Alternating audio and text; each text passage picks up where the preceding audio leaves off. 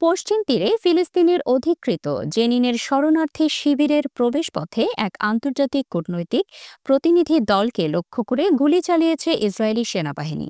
ইউরোপীয় ইউনিয়ন, আরব ও এশীয় দেশগুলোর রাষ্ট্রদূত ও কনসালদের সমন্বয়ে গঠিত এই প্রতিনিধি দলটি বুধবার ২১শে মে সেখানে মানবিক পরিস্থিতি মূল্যায়নের উদ্দেশ্যে একটি সরকারি মিশনে ছিল। আল জাজিরার খবরে বলা হয়, ইসরায়েলি সেনারা ওই কূটনীতিক দলটি জেনিন শিবিরের অবরুদ্ধ এলাকায় পৌঁছালে গুলি চালায়।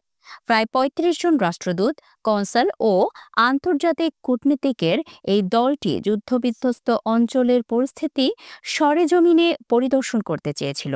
সৌভাগ্যক্রমে কেউ হতাহত হননি। এই ঘটনায় আন্তর্জাতিক মহলে ব্যাপক প্রতিক্রিয়া দেখা দিয়েছে।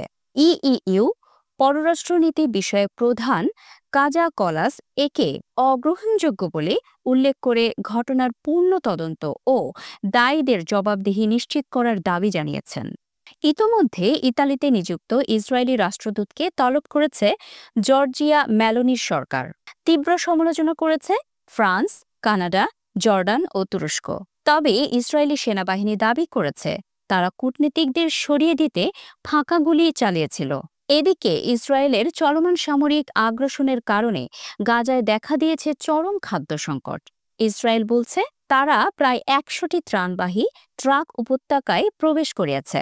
কিন্তু জাতিসংঘ জানায় নিরাপত্তাজনিত উদ্বেগের কারণে ত্রাণ সরবরাহ করা সম্ভব হচ্ছে না।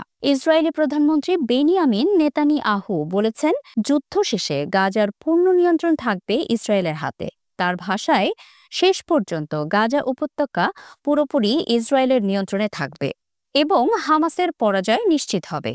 এই পরিস্থিতিতে আন্তর্জাতিক কূটনৈতিক ও মানবিক মহলে উদ্বেগ ক্রমেই বাড়ছে।